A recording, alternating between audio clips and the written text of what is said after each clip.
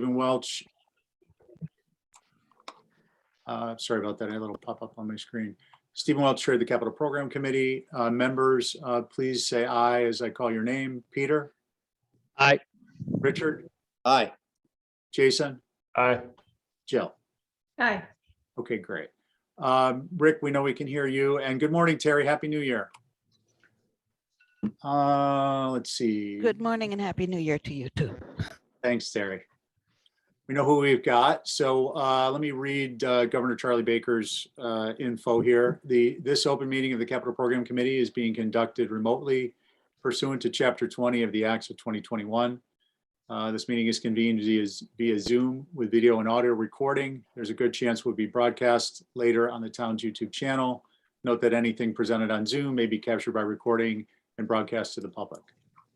The town's website identifies how the public may join. With no member of the public present this morning, there will be no public comment. Unless otherwise noted, materials provided to members for the meeting or reviewed during the meeting are available on the town's website. During the meeting, I'll introduce agenda topics and speakers. Please remember to mute your Zoom audio until your name is called. Direct comments for the chair to make it easier for Terry to take minutes, and any votes conducted will be via roll call. With that said, we'll move on to the meeting, and I'll call this meeting of the Capital Program Committee to order. It's Tuesday, January 4th, just shortly after 10 a.m. We get a motion to approve the agenda. So moved. Peter, on your motion? Aye. Richard? Aye. Jason? Aye. Jill? Aye. Okay, great. We're going to jump right into, I did audio, video, no public approval of the minutes. We've got a minutes to approve for the November 16th joint meeting. Could I get a motion on that? So moved. Richard, on your motion? Aye. Peter? Aye. Jason? Aye. Jill? Aye. And I actually have not reviewed that. I'm just going to abstain. Let's see here. We've got some items that were identified at our last meeting for review. The airport housing proposal and affordable housing proposal, and quite a few of solid waste requests. So we're going to start, as I said earlier, with the airport. So Tom, why don't you go ahead and let's see. We had some particular questions with respect to, I think, Tom, basically just to lay some groundwork here, revolving around the overall cost versus the number of units boiled down to per bedroom cost, coincidentally, as opposed to what the town is spending. And it was for their affordable housing projects and some of the project individual members are aware of in the private market, which we understand the private market is obviously not subject to prevailing wage. So I think what we were hoping to do was tackle that topic to get a better read on a recommendation. Does anyone want to add thoughts for Tom as a foundation at this point?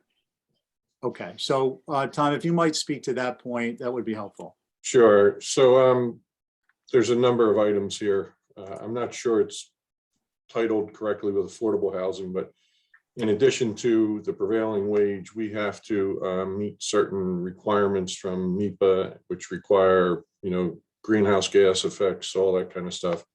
But if you don't mind, Mr. Chairman, I'd like to share my screen to show you the level of effort that we put into calculating all this and then where we're going with it. And to that point, Go ahead, Tom. We started with a fairly big number and we're backing into it because we're still working on exactly what we want in terms, or need rather, in terms of the housing. We have a new commissioner that is intimately familiar with the housing because he's built it on, for his employees.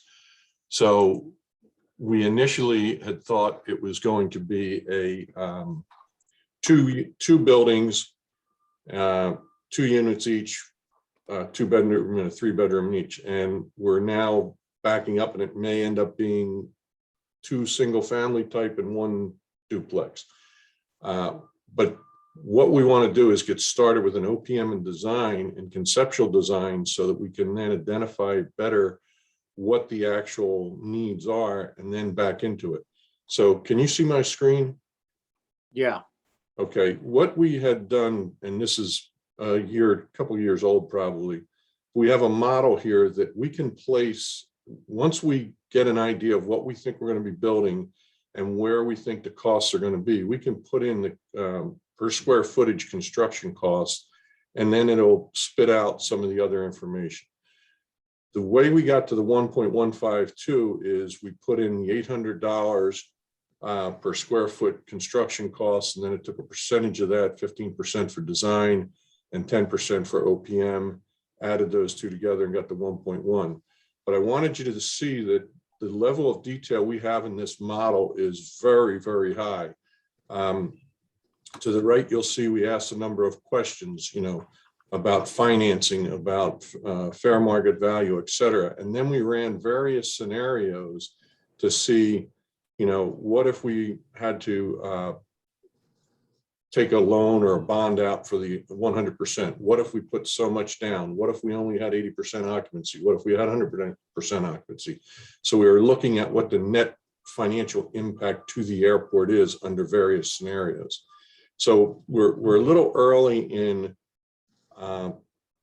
trying to calculate exactly what the per unit or per square foot cost is until we can nail down what our conceptual layout's going to be.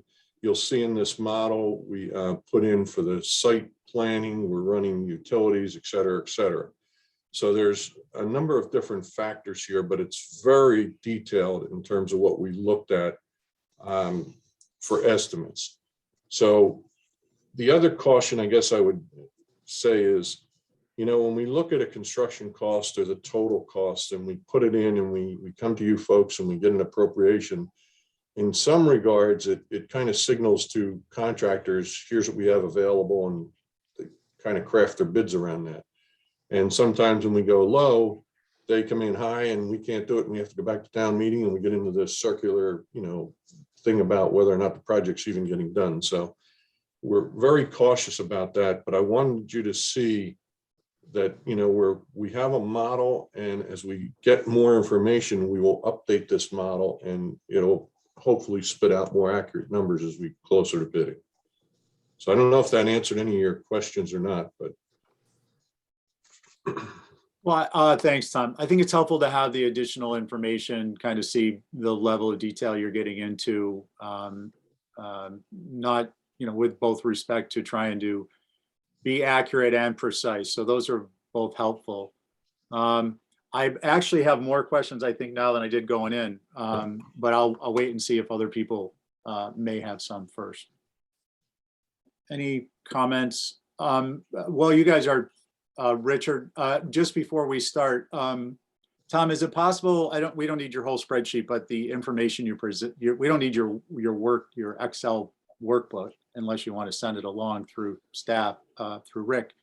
But it would be helpful to take a look at the numbers, at very least in a PDF, individually as a detail posted to the Rory for this one.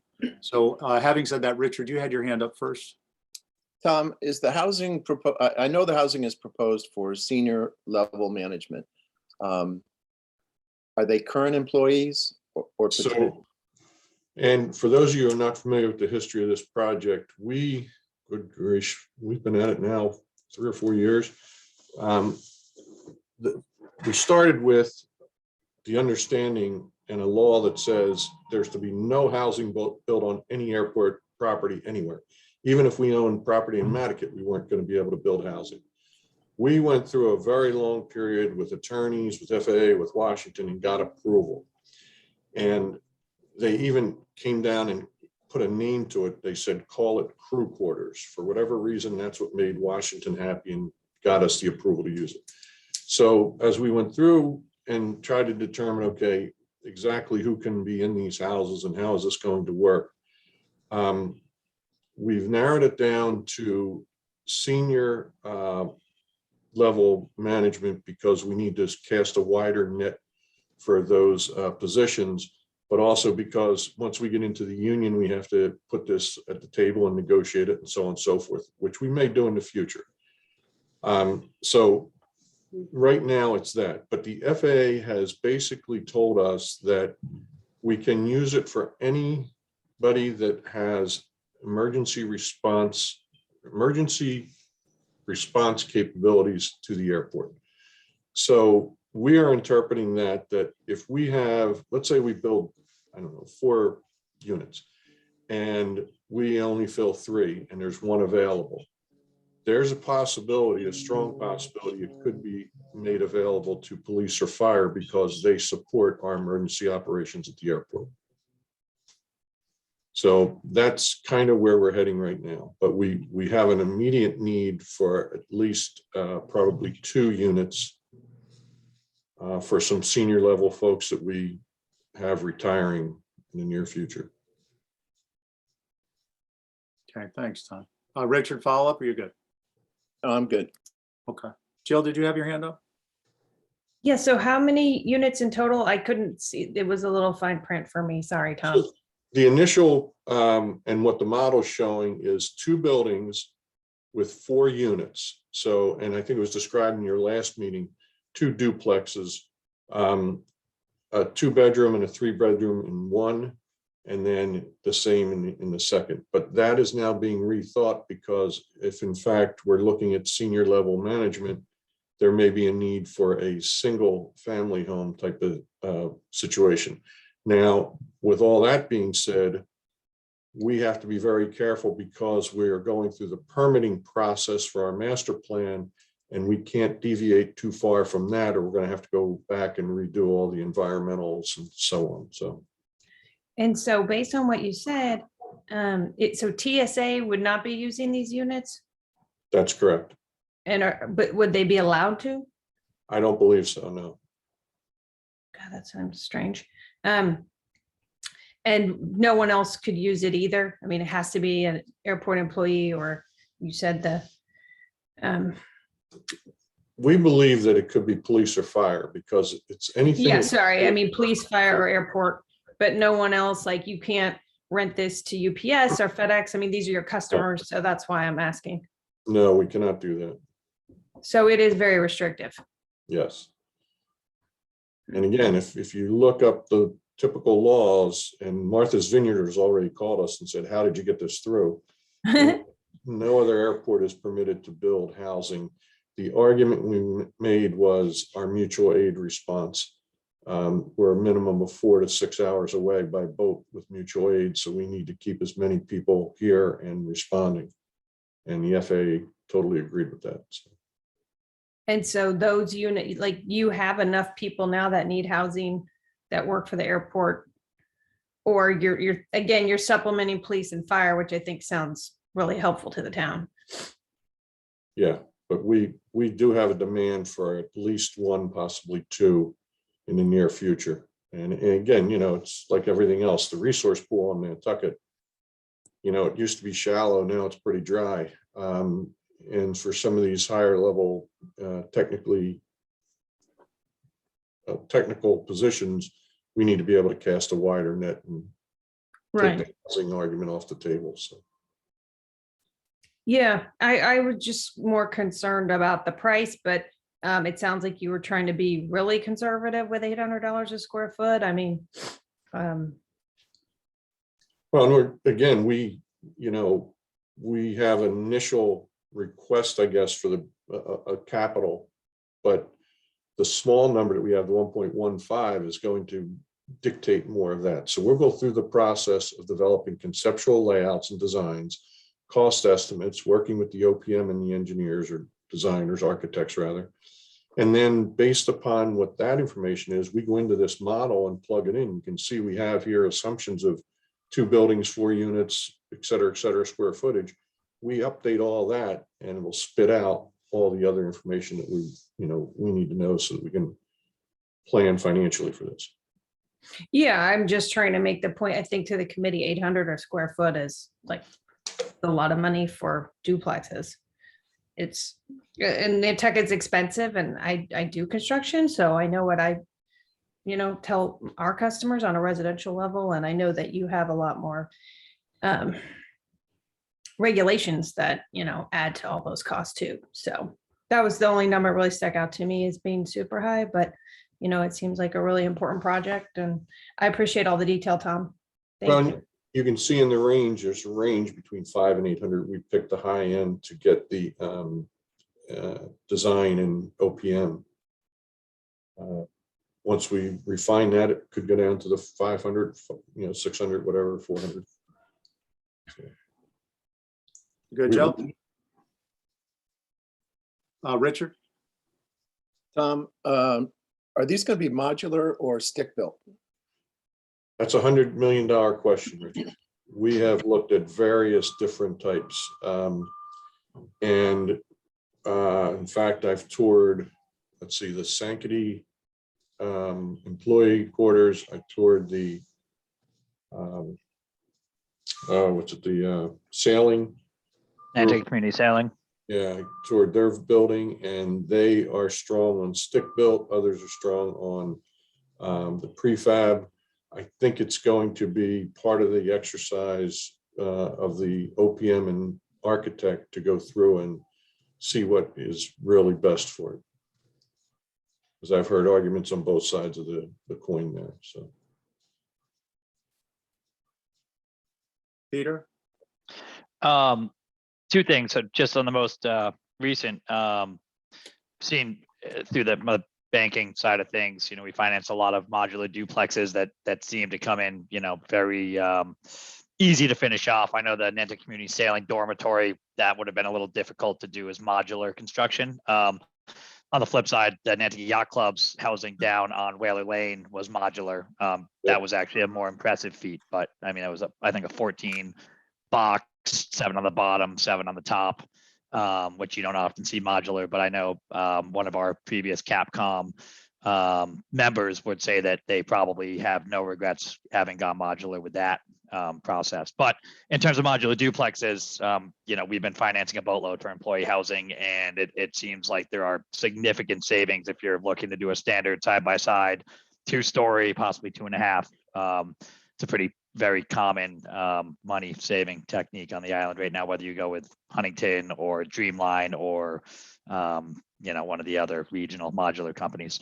But my second thought was getting back to what Jill had touched upon in terms of pricing and options for different units. You see a possible pivot to a single family home instead of one of the duplexes to significantly impact costs? And if so, is that captured in that 580 to 800 range? well, and that's where I say we're going to have to update it based upon whatever the conceptual Ends up split being. And gotcha. Is there a chance that if you do pivot to single family home and that does increase the cost per square foot, that the high level ask that we are entertaining here might get higher and have to come in for a secondary appropriation, or would that be updated before this go around? It could be a combination of that or reducing the number of units. And as I mentioned early on, we have a new commissioner on board. I'm not sure if you all know Phil Marks, but he has built employee housing for his employees and is very familiar with it. So he will be actively involved with our architect, the engineers, and the OPM, and looking at all of those things, because again, you can see in the tabs that we have on this spreadsheet, we're concerned about, okay, what is this going to cost us? What if nobody lives in the thing? How much is it going to cost us? If we have 50% occupancy, what's the impact? The caretaking costs, et cetera, et cetera. We've put all that into there. So Great. Yeah, that's a great resource to have on your side. Great. Phil Any other Marks. questions? Thanks, Peter. Yeah, thank you. Tom, I've got a couple for you. I do appreciate looking at carrying charges. We don't often get into what our capital requests are costing us amortized out, and that is something we're going to be looking at in the years to come. But just some clarifications. The $800 figure, does that include the soft cost, the phase 1 on a square foot basis, or is that pure construction cost? it's we kind of backed into it. So we went into an 800 construction cost and then took a percentage of that to get the design. So it does include the soft costs? Yeah, Okay, so that's number one. Number two, I understand you're talking about a couple different scenarios. The scenarios seem to be for lack of a better term, duplex style housing for various individuals who fit certain criteria. And then scenario B would be more of a single family approach. What I'd like to know is basically the number of bedrooms under the first proposal you brought in, and then the number of bedrooms you're thinking of under the second proposal you brought in. Not the proposal you brought in, but scenario B, single family. I think the number of bedrooms would probably remain the same. In the first, it was 10 bedrooms total. 3 to 5, yeah. And then in 2 buildings, a 3 and a 2 and a 3 and a 2. And it may end up being the same amount of bedrooms, just it could be that it's 2 single family homes and 1 duplex. Okay, and I understand your comments that costs, these these are perhaps on the higher side, but who knows what the market will do, and you're trying to cover in terms of the projection. Is that correct? Yes, and again, we have all of the site clearing, utilities run, everything in there. Okay, I'd like to get off construction costs and talk about the income side and the utility side of the structures. Just curious, from the airport operations side, with town employees, police and fire there, are there any restrictions on the airport receiving income for non-airport functions? I'm sure there are, but we would have to do some sort of interdepartmental thing, and I'd have to work with Brian on that. How we do that. We haven't even gotten into that level of detail just yet, but Fair enough. Yeah, I'm not looking to box you in on a corner. I'm just trying to get a general sense of information. fine. But I'm sorry, but related to that, we have at least discussed the impacts on the employees, because there are tax impacts, obviously, whether or not this is seen as a benefit for the employee or not.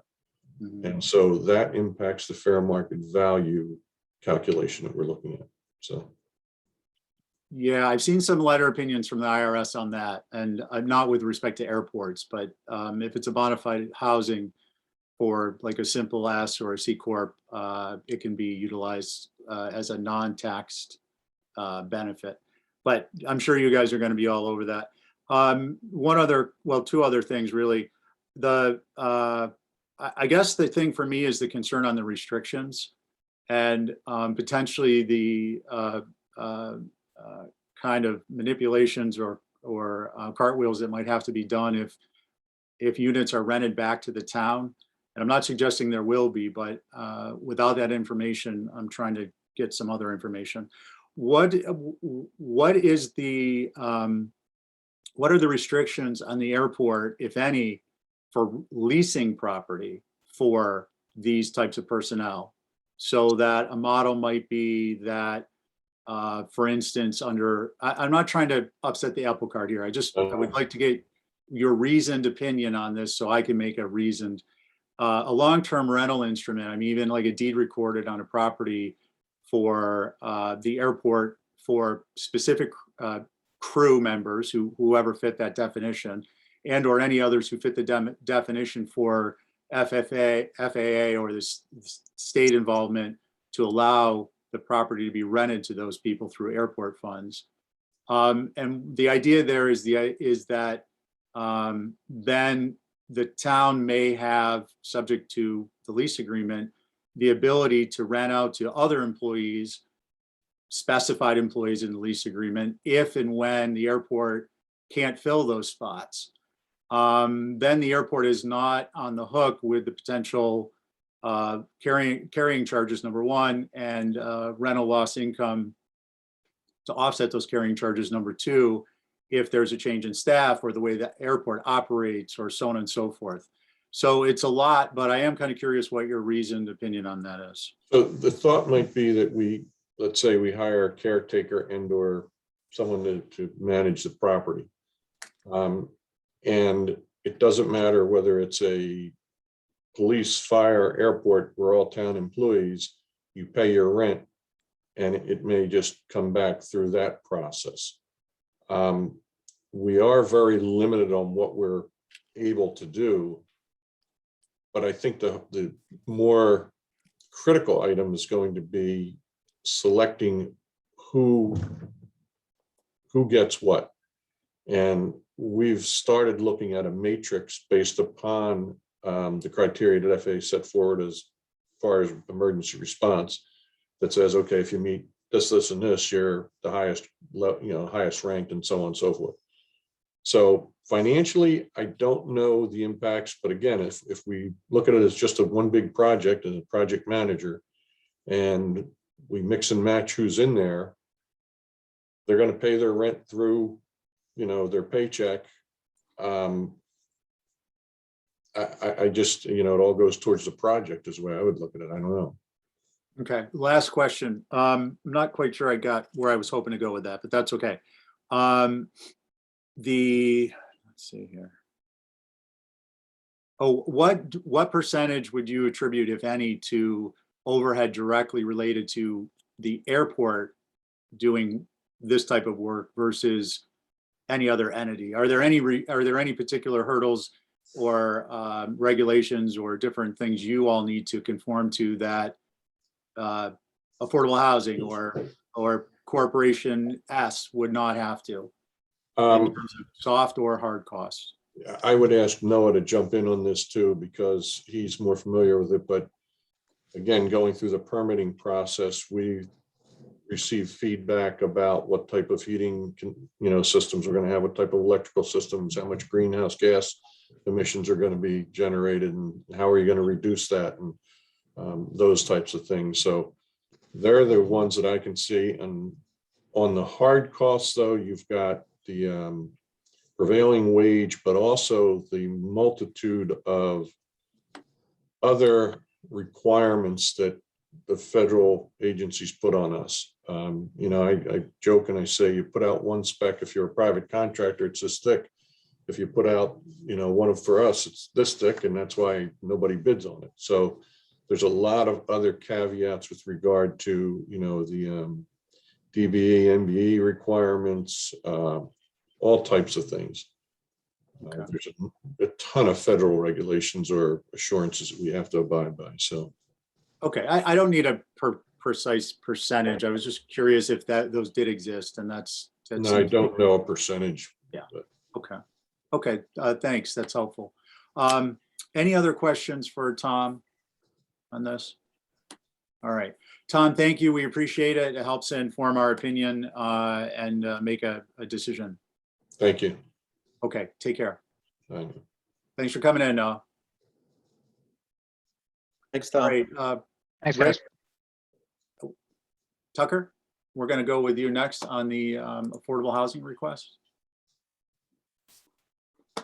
And good morning, Tucker. Just to give you, thanks for reaching out to me yesterday. Sorry I couldn't get back to you yesterday evening. Just to give you a little groundwork, what we were looking for here was, I think, just a general distinction between what these funds may be used for versus current existing funds or recently expended funds. Noting that we understand that the project summary is really kind of written for town meeting and more so for procurement purposes. And any other information you'd like to share is welcome too. Thank you. Thanks very much, Stephen and the committee. So if I could share my screen, I thought I'd just start with one page here, and then depending on where that takes us, we could get into more detail. Yeah, go ahead.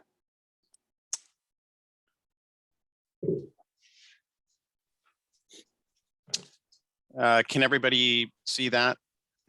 Yeah.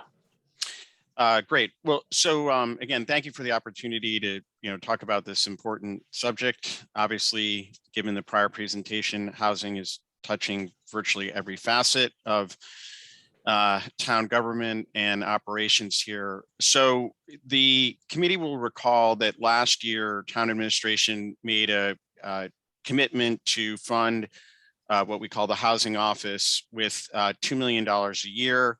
And that was divided across two articles, Article 8, the operating budget, and Article 10, the capital budget. And you can see the proportion in which the monies were allocated. Obviously, a lot of the work that we do around housing involves capital in terms of acquiring property or land, subsidizing construction, and so forth. And so the ability to have a good chunk of this annual funding allocated to Article 10, and therefore the opportunity to spend it over time as appropriate, is very useful to the work that we do. Again, the committee will recall that last year, in addition to the 1.625 million as part of Article 10, there was a $6.5 million bonding authorization in conjunction with that. This year, town administration and the housing office are proposing level funding to last year with an additional $10 million bonding authorization, again, as part of Article 10. So if we look at what was appropriated last year, and I've focused this on Article 10, but again, we can get into some other detail if it's useful to the committee. This is how the monies that come out of Article 10 have either been spent to date or are planned to be spent. So you will see here, we recently closed on the acquisition of a property at 8 White Street, which we were able to buy at a steep discount thanks to the Bird family, who were the owners of that property. In addition, we have a portion of the funds coming out of Article 10 from last year earmarked toward subsidy at Six Fairgrounds Tacoma Green. So just a little bit of background. This is the 64 unit project that was delayed by an appeal of the planning board special permit. That all was concluded successfully.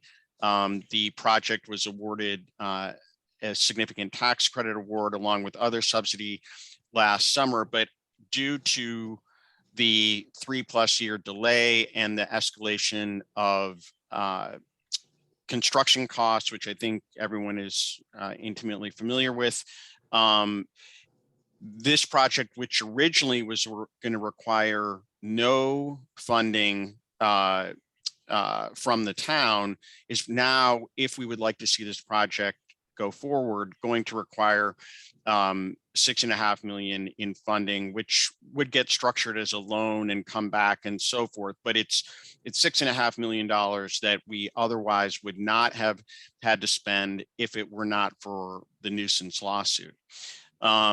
So a portion of the monies that were allocated last year are earmarked, again, from Article 10 toward that project. It is not determined yet that those monies will go into the project, but we are keeping this placeholder open as we evaluate and negotiate.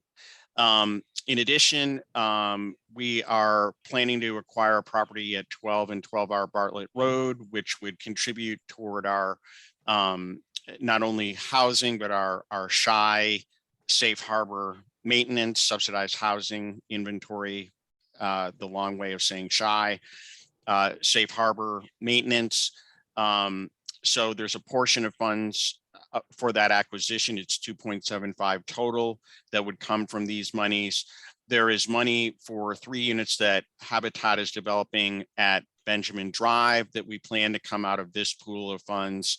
And then finally, the 135 and 137 Orange Street properties, which we acquired a couple of years ago, we are planning to begin developing later this year, and that is going to require some significant subsidy. And again, so a portion of the funds allocated last year would go toward that purpose. We have a debt service reserve, as was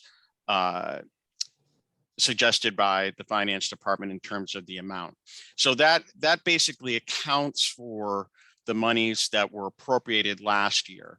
If we look at the monies that we're seeking for next year, there are two main purposes that we would see the funds going toward. One, again, is 135, 137 Orange Street subsidy.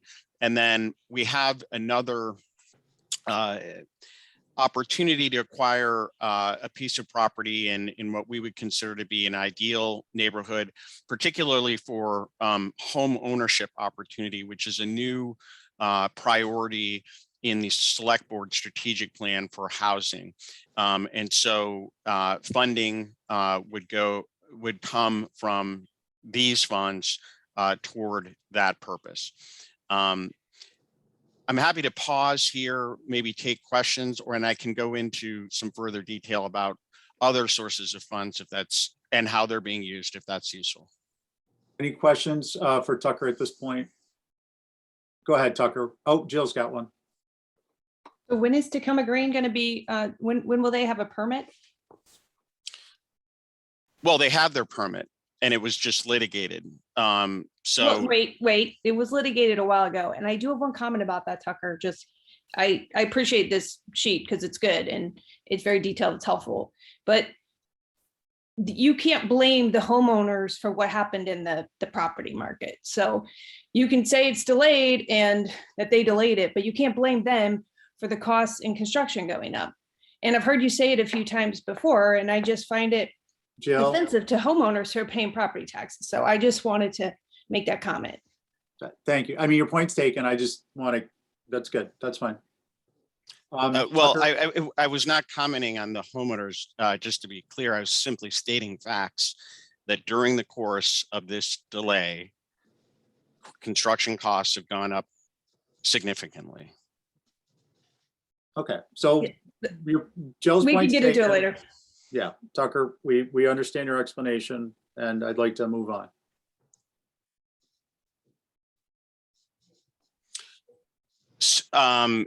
Well, so to the extent it's useful again to the committee to go through some of the other buckets of funds. I don't know if that, you tell me what's helpful, Stephen. I don't want to take more time. No, than no, necessary. Tucker, I appreciate it. First of all, I appreciate the fact that you came prepared. I appreciate all that information.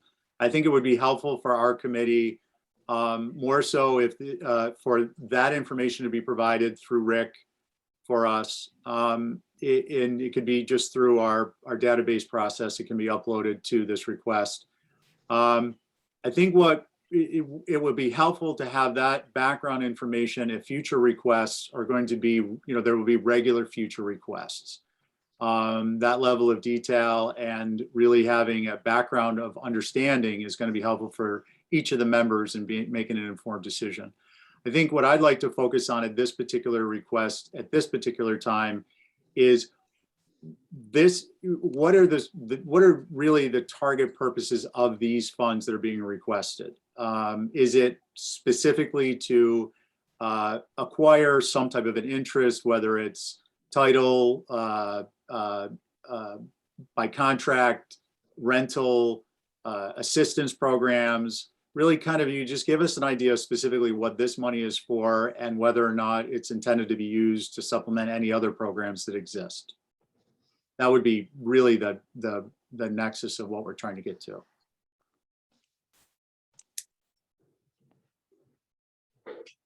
Did I lose you?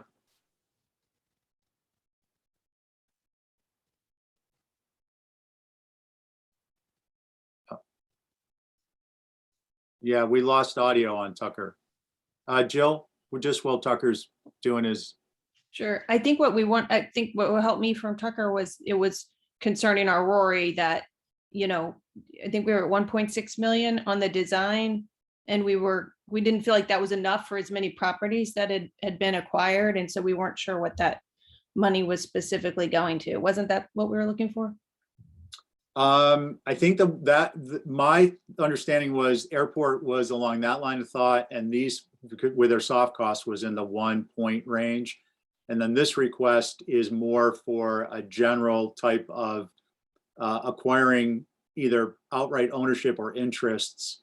And there was some question on whether, if we could get some specificity on that, and also whether any of that money would go to other programs.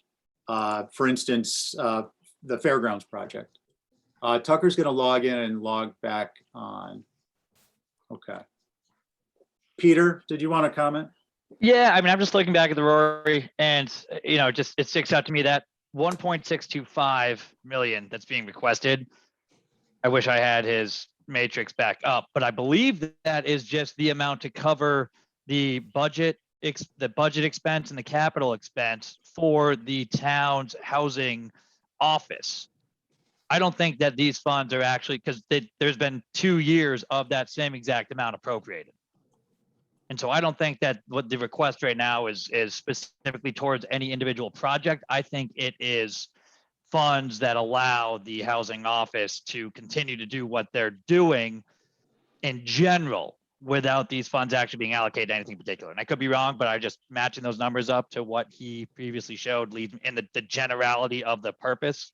And Jill doesn't seem to think so, but I don't think that's what that is. I think that money's going to be appropriated every year for the housing office. I think this was for design.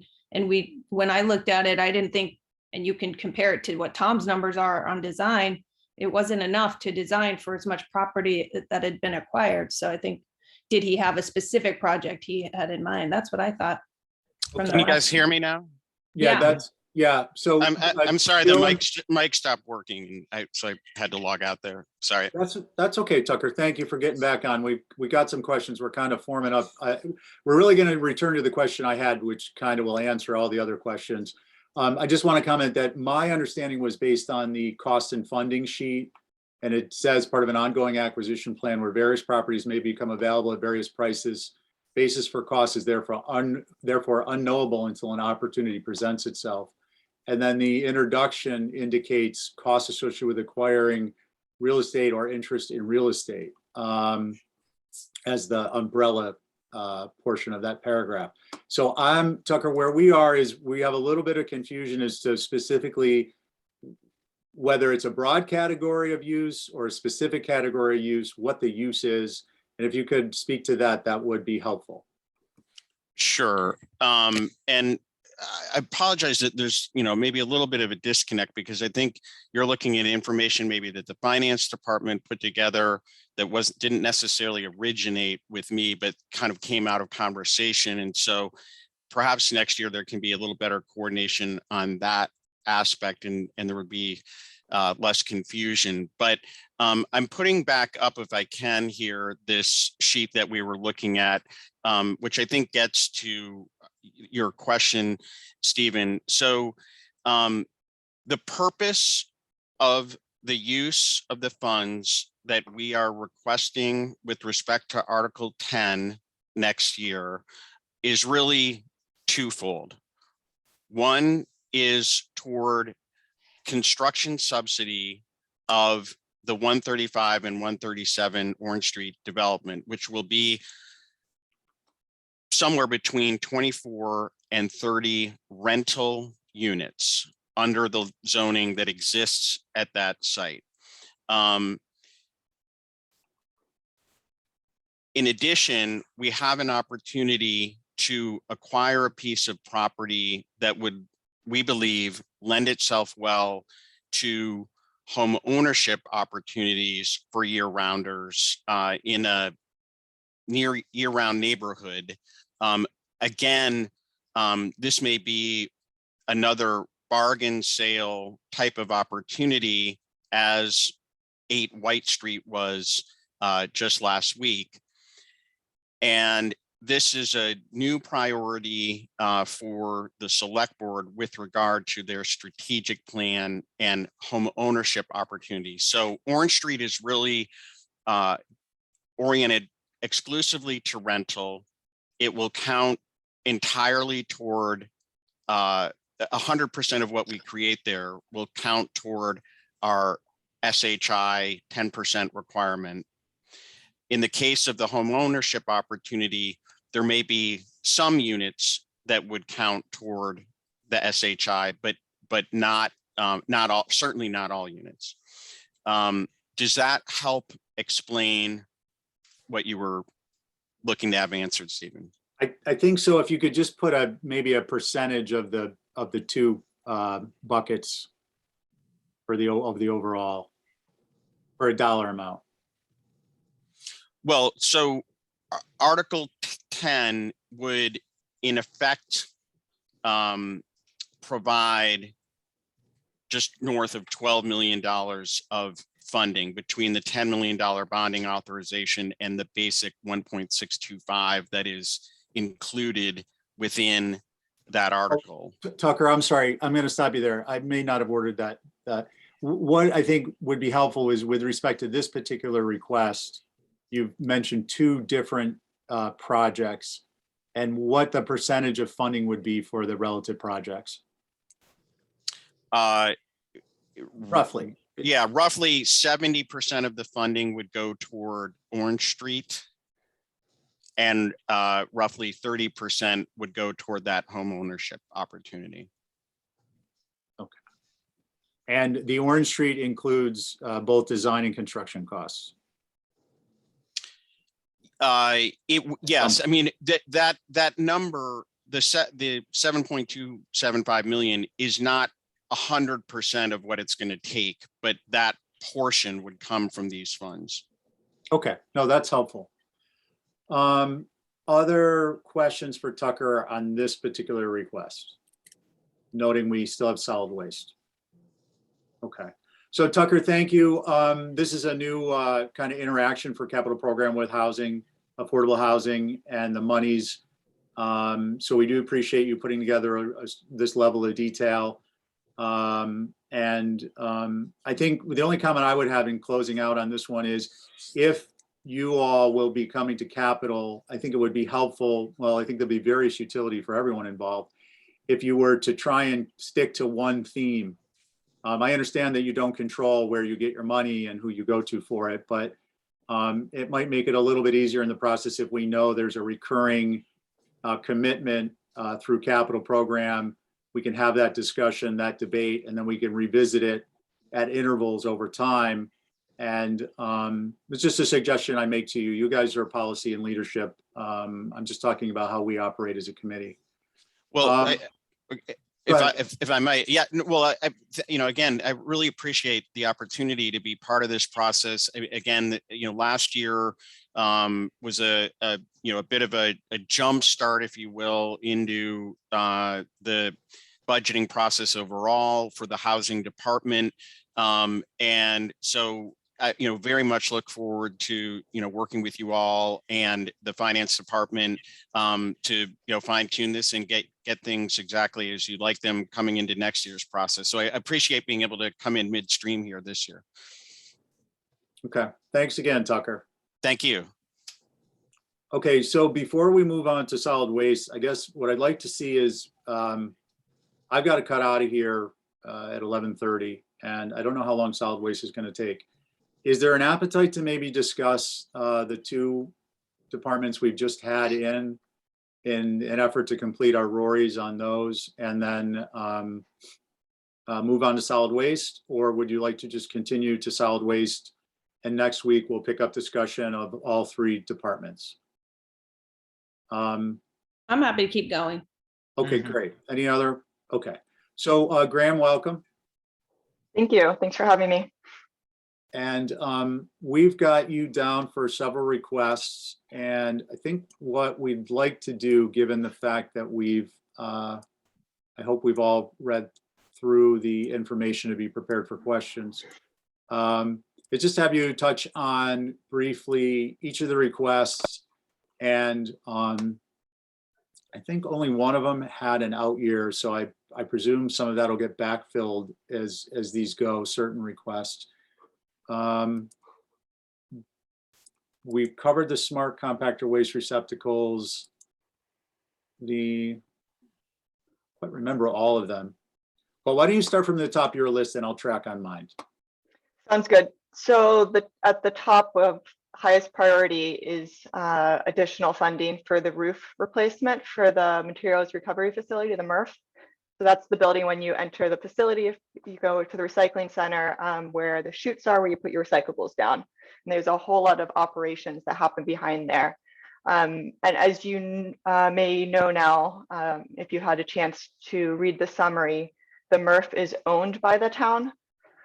So operations are carried out by Waste Options, the town's vendor for solid waste, but the town is responsible for the equipment as well as the building. And the roof is part of the original building from the 90s.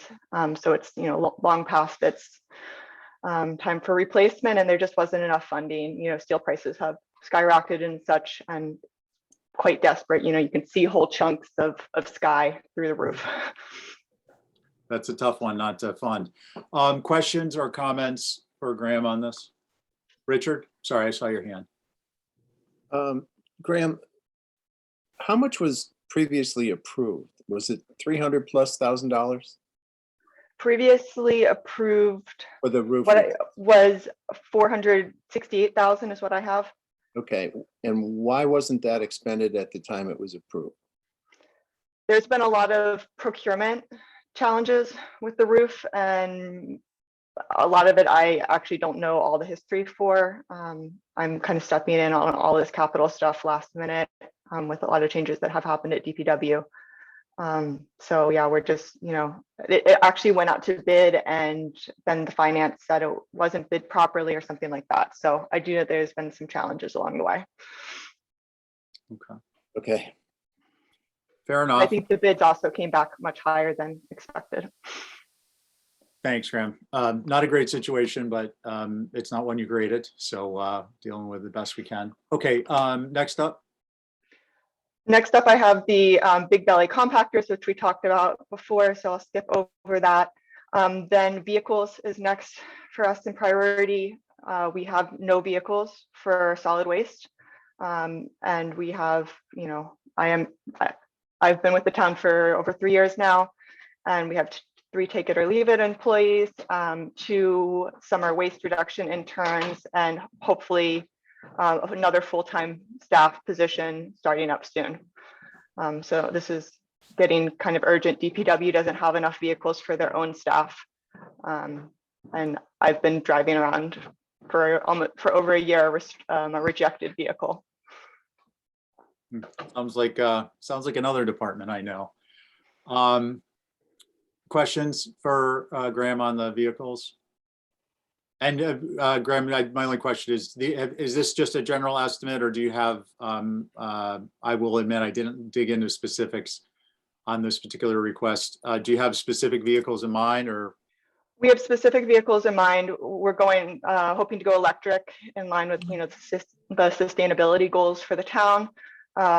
Staying with the Ford fleet, just that's what our fleet operation is, an Escape, a Ranger, and an F-150. Okay, and on the electric side of it, is there a power station at the DPW, or I don't remember seeing one at the landfill? There's one at the DPW. And the landfill one will be methane? Hopefully, we don't have too much methane because of the composting process. So I was thinking we might get the outgases from that big pile over there. Okay, what do you got next? Next up, I have sorry, Graham. I'm going to interrupt you. Peter, did you?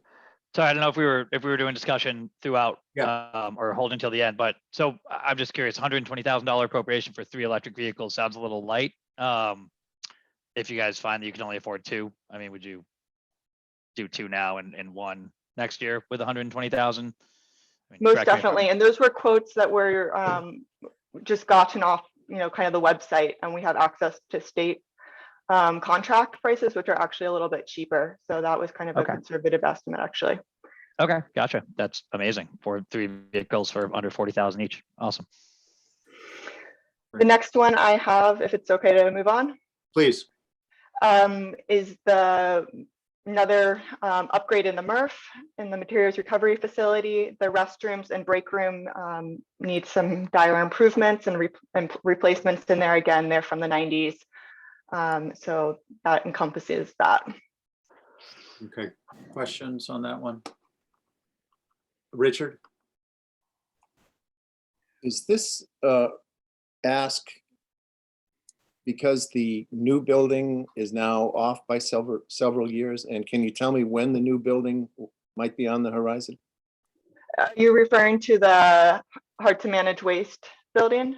No, I guess I'm thinking of the first iteration of headquarters, if you will, was $7 million several years ago. Then it was 16 million, then it was 18 million, then 25 million. I don't know where it is now, what year it's proposed for. That's, I guess, what I'm asking. Are you perhaps talking about the DPW building? Yeah, Yeah, Campus? Graham, that's it. So that's separate from the waste management campus. So if you've been out to 188 Matticat Road, the first entrance is for where you go to take it or leave it, the recycling center drop off and so forth. So this break room and restrooms are for the materials recovery facility, which is where the recycling chutes are, where you put your recyclables Right. in. And so that's actually for waste option staff as well as the take it or Okay, leave it got it. employees right now. all right. Sure. Just Graham, on this one, I think the overarching question I have is I don't know if you can speak on this or not, but it seems obviously these are capital assets of the town, and now we're putting money into them. It seems as if we are going to be retaining ownership, maintenance, repairs of these facilities, and any future near-term future solution with management of the property, I guess that's kind of a question. And then the other is, how do these along that line fit into the long-term plan? And also use of the facility if in fact it's, we're going to be outsourcing some of this stuff to off island. And all with the understanding that, these are kind of depleted resources that haven't been maintained. Right, exactly. This is historically very underfunded. So I realize I have a lot of requests. And you all have to make the tough decisions with everything else in context for what to fund and when. As much as I can kind of speak to this at the moment, so waste options contract with the town expires at the end of November in 2025, and that's right around the corner in terms of solid waste timelines. And we've been talking internally of kind of what comes next, and there has certainly been some desire expressed by the town to own all of the necessary facilities. So currently the C&D, the construction demolition debris building, way back in the back of the campus is owned by Waste Options as well as the composter. And while nothing is definite, that has been there, that desire has been clearly expressed by some people in the town. So going forward, I certainly don't see the MRF being sold to any vendors. I see the town working in the other direction of purchasing more facilities for the waste management as a whole. In terms of the MRF itself and operations moving off island, it's highly unlikely that we wouldn't need such a building. We need a place to receive the recyclables and for them to get processed. We're actually currently not processing all of our recyclables currently, and they're getting shipped off with the non-recyclable, non-compostable waste at a significant cost to the town. This is due to the bagged recyclables that come in from the haulers customers. So I see it probably being a cost savings for the town. I have not run the numbers, but for the town to continue operating the sorting station within the MRF. Okay, thank you. Jill, you had a question? Yeah, I was wondering what percentage of the trash you get, Graham, you are able to compost versus send off. Do you know roughly? So I'm trying to think just off of the top of my head. We have about 12,000 tons of compostable waste, like food and paper, as well as kind of the mixed trash that the haulers bring in. And we have 13,000 tons just under that we had last year for leaf and yard waste. And that stays here, as well as brush, mixed excavation waste, clean wood. Glass also stays here, and construction demolition debris is the largest fraction that's getting shipped off. And that's, we're looking at probably about 8,000, 9,000 tons for that.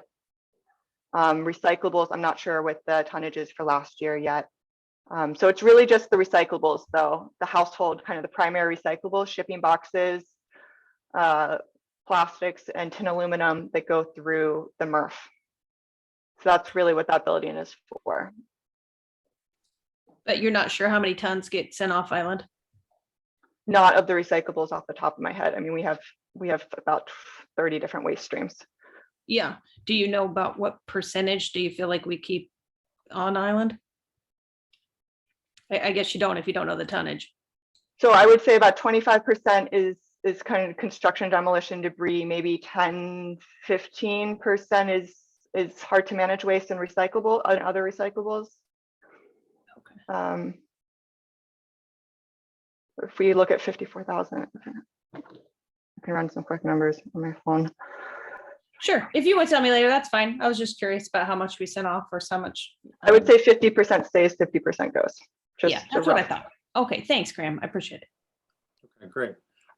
Thanks, Graham, on that. And we'll move on to the new concrete pad and catwalk, or whatever's on your list. We'll go in your order. Sure, that's exactly what I'm at as well.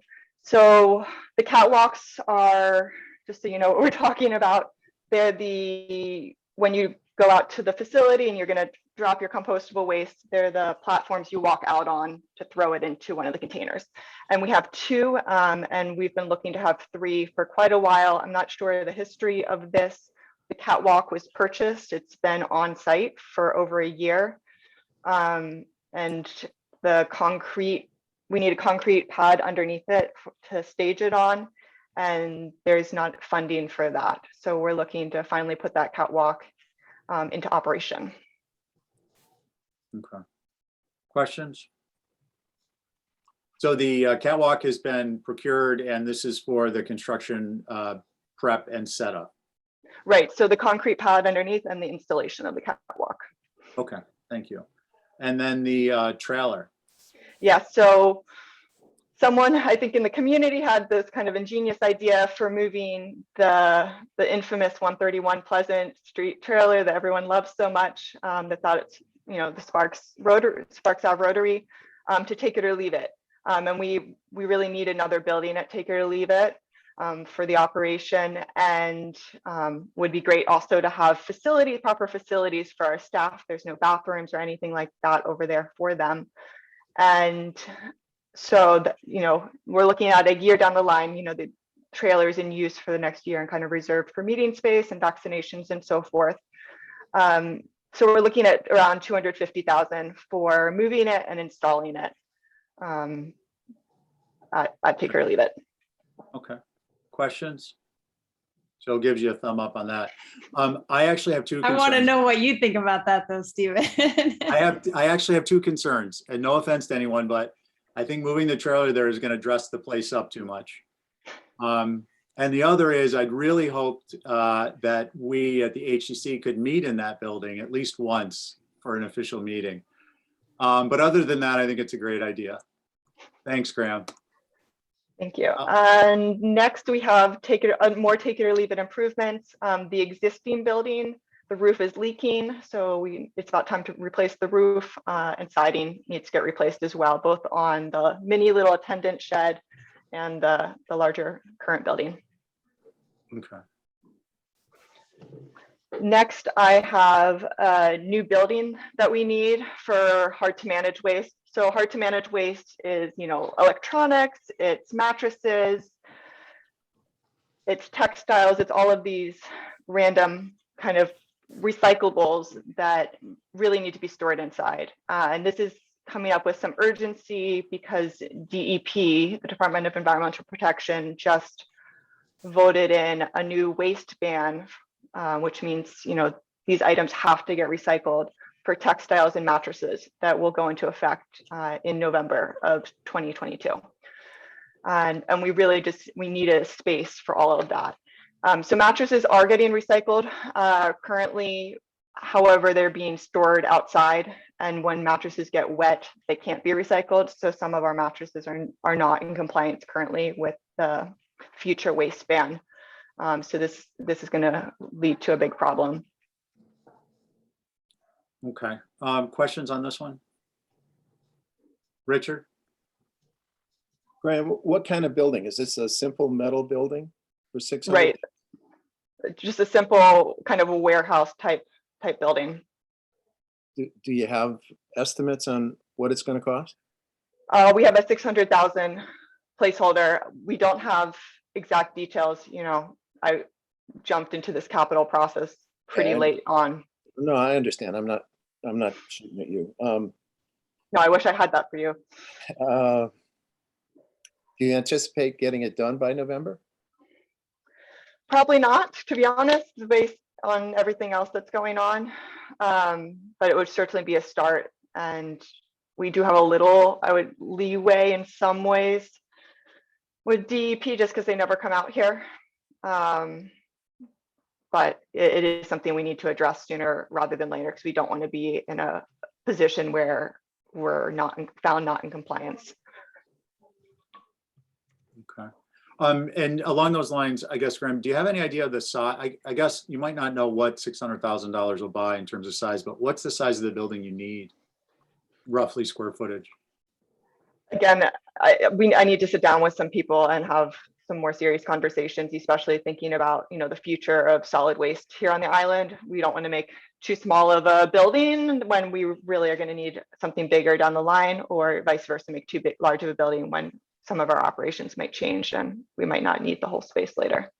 And then if this were through the plan, it sounds like the planning process, a little bit more scoping is required, but is there potential that this will be a plumbed building other than, you know, just electrical overhead lights, plumbing, any type of facility there? Or is it just going to be a kind of a purely storage out of the rain? I'm envisioning it more purely storage out of the rain. Okay, so it might not even need to be fully enclosed if it's, depending on how it's designed and how big it is. You guys may have access to each side, but the interior portions, you know, I'm thinking, you know, it just seems to me that if we have the land, it's always useful in those types of operations, in my experience, but on a smaller scale, to have cover. And if you have access to central cover, it's out of the rain, it's primarily out of the weather, it's not heated in any event. And then, you know, depending on the size of it, and then you have access around the side. So, I mean, I'm thinking of a building as big as a football field. That's basically a, you know, a big, large roof structure, low slung roof structure. That's, in my mind, something like that might have utility. I'm not suggesting you do that. I'm just thinking it out loud. You know, you all need to plan for what you need. But it sounds like it's fair to say that this is really in the sense of a placeholder, this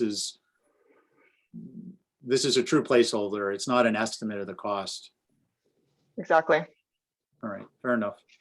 On to the MRF sprinklers. Exactly. So again, this is a building the town owns, and the sprinklers are some of the original sprinklers, or they are the original sprinklers from when the building was built in the 90s. The inspectors have not yet failed it, but they've given us warnings that it's imminent. Okay, questions? See none, moving on. Next, the next two are for physical site security. We have fences in the site that need replacement, particularly in the back of the site. Those are missing in many areas, so those need to get replaced. And then the front gate is the second one. I'm just going to jump into that right now because they're very similar. When we widen the access road into the facility, obviously the old gate was not sufficient anymore, and so we need a new automatic gate to replace the previous gate. Okay. And why don't you go ahead on to the stormwater? Sure. So there are numerous stormwater improvements that we need across the site. And for right now, future, there's definitely some in the future that we need to start looking at and drawing out, but to start paving the composting pad where the leaf and yard waste is composted outside, and treating that runoff is important, both from a water quality standpoint as well as compost quality. So it's a good investment from that side of the operations side of things as well. When the site was originally designed and the stormwater systems at the time were not designed to achieve, to be able to handle the total nitrogen levels that we're experiencing now. We have leaf and yard waste exceeding our trash. Just those quantities are off the roof and unheard of in other communities, and that those increasing tonnages of leaf and yard waste, any of that total nitrogen loading that's not getting captured in the swales and processed there is going in the groundwater towards Long Pond. Okay. And questions on this one? I just wonder, is it a reuse collection system for the garden vegetables? The solution that comes, that nice smelly dark black liquid that putrefies? It could be. That's definitely something we could look into. Otherwise, it would go probably to the wastewater treatment plant for treatment. Okay, that would definitely help the anaerobics. Okay. The sorting station? Sure. So the sorting station where we process all of the, the plastics and the tin aluminum at the recycling center. That's again the original sorting station. It needs the conveyor belts might not be original, but they need to be replaced, both the feed conveyor and the sorting conveyor. So that's what that is for, and we need new ventilation in there and just a general facelift. Okay, and the debagger, and then we'll take questions if there are any. Sure, and the debagger is a new request. When we receive the commingled bagged recyclables from the haulers, it's quite a process pre-COVID for tearing them open. It's very different from getting the clean recyclables from the drop-off.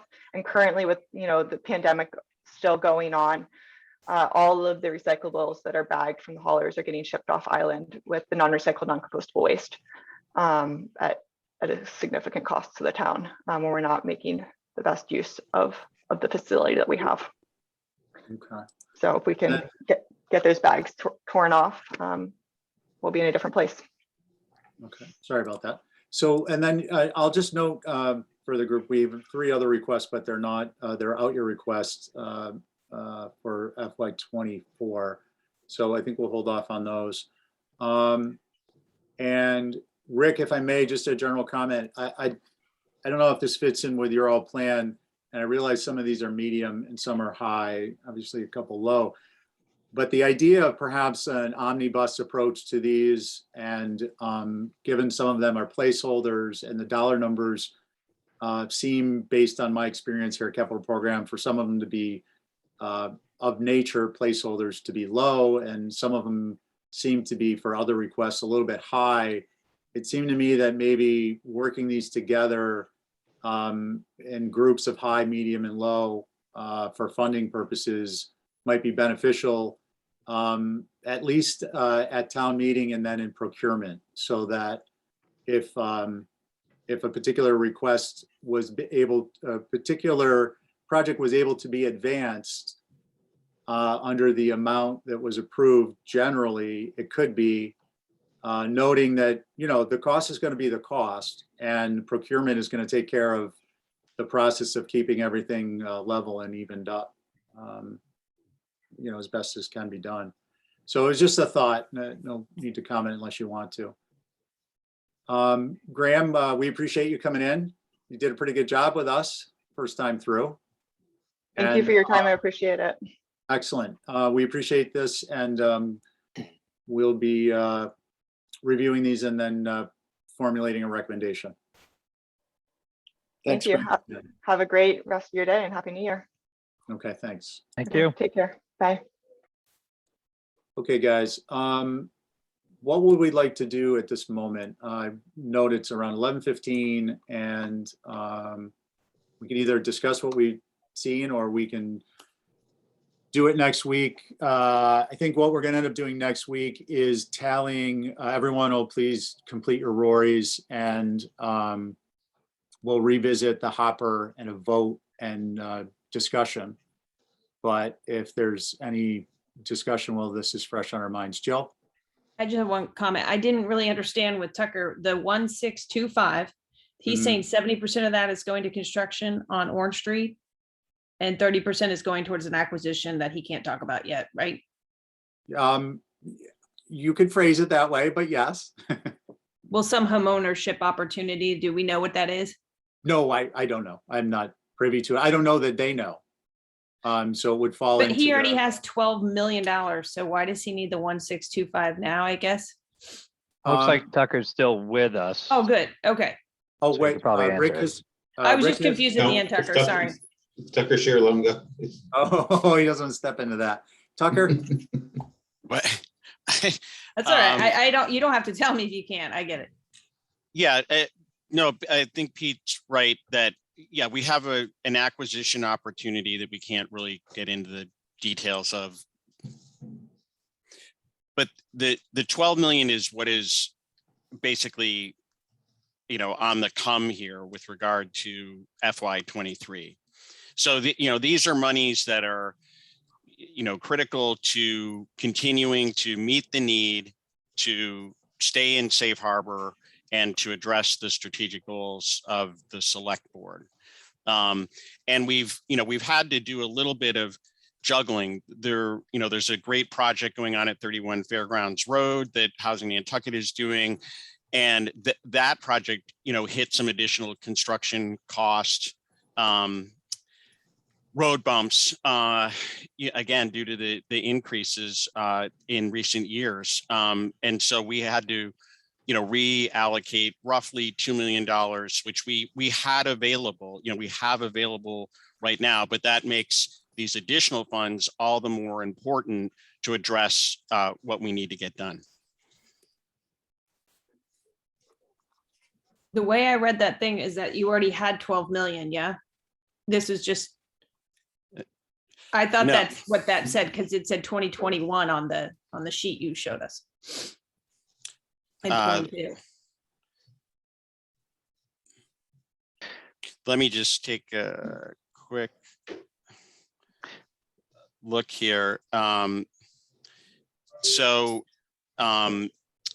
If we look at, I'm sorry, the bottom label is incorrect. You were right, Jill. The bottom, Okay. the second That's why I was confused. I was like, why are we yeah. giving 1.6 million? You have 12. We could do it next year. So that's why I got confused. Yeah, I'm sorry. That label, that should have been 2022 in that second Article 10 line. So I'll correct that and circulate that to you all. So sorry for any confusion. Okay, that's where I got confused. Great, thank you. Yep. Thank you.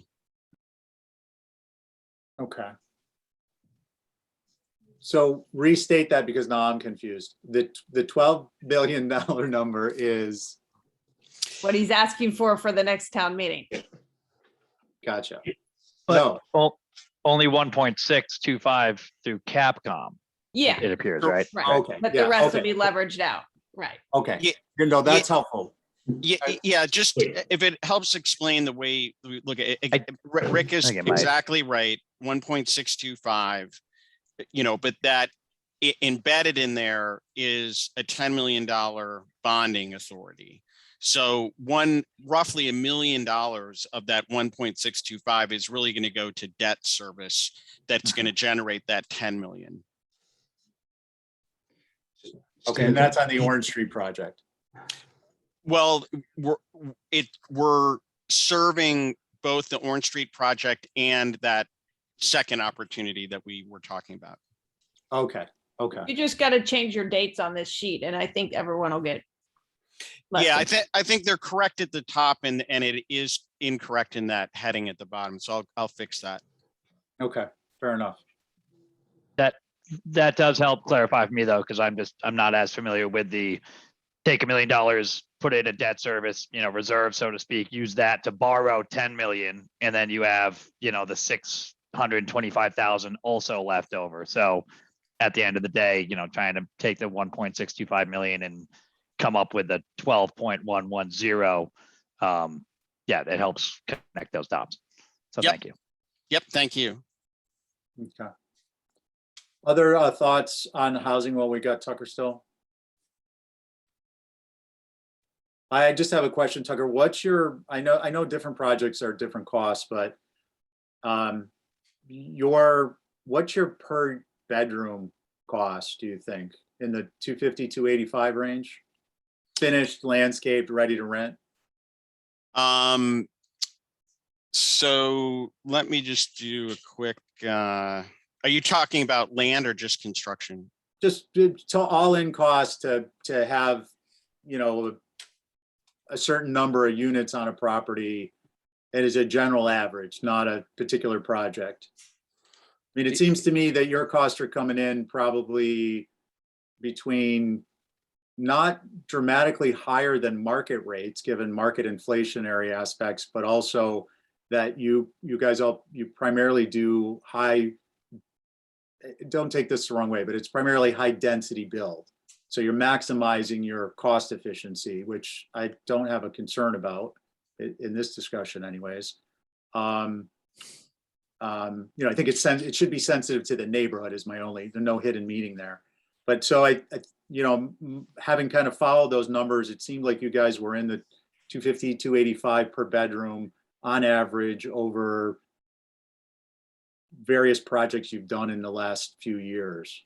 So if you, well, yeah, and we completely agree with the statement, Stephen, about, high quality and fits the neighborhood. Everything that we're promoting is within local zoning, obviously. So, yeah. And I wasn't taking any shots. I'm more direct. Yeah. If I've got a concern, I'll say it.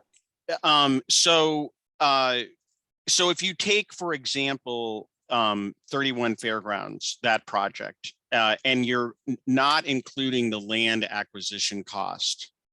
So you're really just looking at the construction and landscaping and so forth. That's coming out to roughly $400,000 per unit. And so, I don't know the exact bedroom count off the top of my head for that project, but on a roughly 2 bedrooms per unit count, there's obviously a mix of between 1 and 3 bedrooms in that project. It's in the ballpark, maybe even a little lower than what you had just estimated. If you add in the land, you're going to get up in that neighborhood. Okay, that makes sense. It's a good measuring stick, and not necessarily just the airport, but I think just for our general knowledge going forward with some of this housing stuff. Yeah, the airport figures, and I know that Tom's a long way from having a final number, but those definitely came across on the high side. Yeah. Yeah. Okay. All right. That's a great segue to the airport before we close out our meeting. Thank you all very much. Sure, Tucker. Thanks again for coming in. Thank you. Thoughts thanks again, on Tucker. airport? Anything we want to discuss?